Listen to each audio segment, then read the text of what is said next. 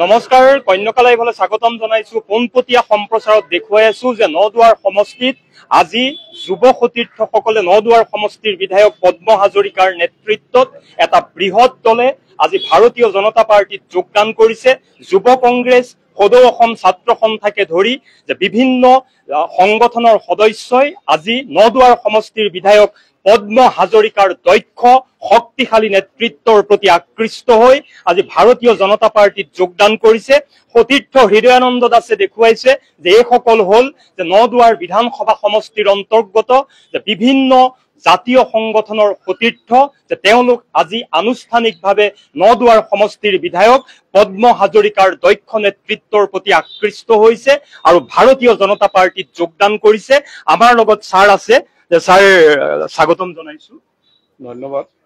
আজি ভাৰতীয় জনতা পাৰ্টিত নতুন প্ৰজন্মৰ পৰা জাতীয় সংগঠন বা অন্য দলৰ কোনোবা সমৰ্থক আছিলে, দলত আছিলে, তেওঁলোকে আমাৰ প্ৰধানমন্ত্ৰী নৰেন্দ্ৰ মোদী ডাঙৰীয়া, মুখ্যমন্ত্ৰী ডক্টৰ হিমন্ত বিশ্ব শৰ্মা ডাঙৰীয়া বা এই চৰকাৰৰ কাম কাজ বা দলে যেনেধৰণে জাতিটোৰ কাৰণে, দেশৰ কাৰণে কাম কৰিছে, গতিকে তাৰ প্ৰতি আকৃষ্ট হৈ আজি ভাৰতীয় জনতা পাৰ্টিত তেওঁলোকে অংশগ্ৰহণ কৰিছে। তেওঁলোকৰ অংশগ্ৰহণে ভাৰতীয় জনতা পাৰ্টি নদুৱাৰ সমষ্টিত শক্তি আৰু বৃদ্ধি হ'ব আৰু নদুৱাৰ সমষ্টি এনেও দুৰ্গ হিচাপে আছে আমাৰ, গতিকে অধিক শক্তিশালী হ'বৰ কাৰণে আমি সক্ষম হ'ম। গতিকে আগন্তুক বিধানসভা নিৰ্বাচনত আমি খুব ভাল ফল দেখুৱাবৰ কাৰণে সক্ষম হ'ম। এই যুৱ সতীৰ্থসকলৰ অংশগ্ৰহণ বা তেওঁলোকৰ যিটো পদক্ষেপ হ'ব, ইয়ে আমাৰ নদুৱাৰ সমষ্টি ভেটি শক্তিশালী কৰিব আৰু তেওঁলোকলৈ মই হৃদয়ৰ পৰা আদৰণি জনাইছো, তেওঁলোকলৈ মই শুভেচ্ছা দিছো। তেওঁলোকে এই আমাৰ দলৰ জৰিয়তে জাতিৰ সেৱা, দেশৰ সেৱা, লগতে নিজৰ ব্যক্তিগত জীৱন গঢ়িবৰ কাৰণেও তেওঁলোকে ইয়াৰ জৰিয়তে সুবিধা পাব। গতিকে অসম মাতৃৰ সন্তান হিচাপে, অসমৰ সম্পদ হিচাপে তেওঁলোকে আগবাঢ়ি যাবলৈ সক্ষম হ'ব। ইয়াৰ বাবে তেওঁলোকলৈ মই শুভেচ্ছা জ্ঞাপন কৰিলোঁ। হয়, যে এয়া আছিল নদুৱাৰ সমষ্টিৰ বিধায়ক পদ্ম হাজৰিকা। যে আমি আৰু দুই এগৰাকী সতীৰ্থ যে আজি তেওঁলোকে যোগদান কৰিছে, এগৰাকী সতীৰ্থ আছে যে আমি তেওঁৰ লগতো কথা পাতিম। যে তোমাক স্বাগতম জনাইছো, যে আজি কিয় তুমি এই সিদ্ধান্ত ললা যে ভাৰতীয় জনতা পাৰ্টিত যোগদান কৰিলা? পোনপ্ৰথমে কন্যকা লাইভলৈ ধন্যবাদ জ্ঞাপন কৰিছো।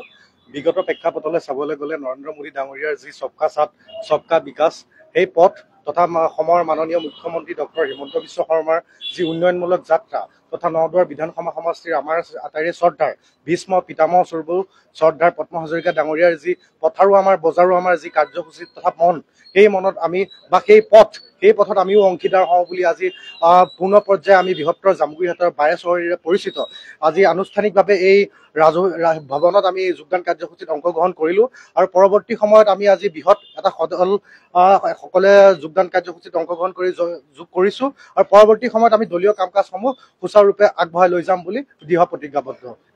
হয়, যে এয়াই নদুৱাৰ সমষ্টিৰ বিধায়ক পদ্ম হাজৰিকাই বিগত দিনতো যেনেকে কৰ্ম সংস্কৃতিৰ এক বিপ্লৱ, যাৰ কাৰণে তেওঁ দিনে ৰাতিয়ে পৰিশ্ৰম কৰি আছিল, তাৰ কাৰণে এইসকল শিক্ষিত সংস্কৃতিবান যুৱক যে পদ্ম হাজৰিকাৰ নেতৃত্বৰ প্ৰতি আকৃষ্ট হৈছে। আন এগৰাকী যুৱক আছে, যে আপোনাকো স্বাগতম জনাইছো। ধন্যবাদ কন্যকা লাইভলৈ। যেনেকে কৈছে আমাৰ ছাৰেও বা ভৰতেও কৈছে, আমাৰ নৰেন্দ্ৰ মোদী ডাঙৰীয়া, ডক্টৰ হিমন্ত বিশ্ব শৰ্মা ডাঙৰীয়া আৰু আমাৰ ছাৰ যোনটো উন্নয়ন হৈ আছে আমাৰ ভাৰতীয় জনতা পাৰ্টিৰ ফালৰ পৰা, সেইটোৰ প্ৰতি আকৃষ্ট হৈ পেলাই আমিও এতিয়া আজি সাংগঠনিক হিচাপে যোগদান কৰিলোঁ আৰু অনাগত দিনত দলৰ কাম কাজ কৰি পেলাই আৰু যাতে আমি শক্তিশালী হিচাপে আমাৰ দলটোক লৈ যাবলৈ পাৰোঁ, তাৰে কামনা কৰিছোঁ।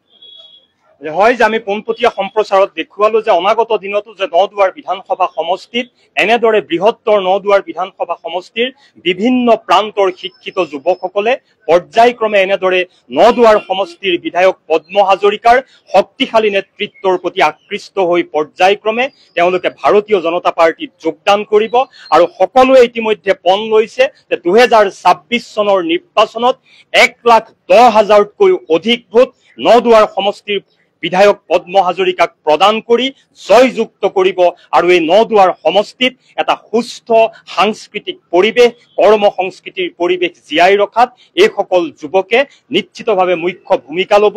যে পৰৱৰ্তী সময়তো আমি কন্যকা লাইভৰ দৰ্শকসকলক এনেধৰণৰ বাতৰি আমি পৰ্যায়ক্ৰমে দেখুৱাই যোৱাৰ চেষ্টা কৰিম।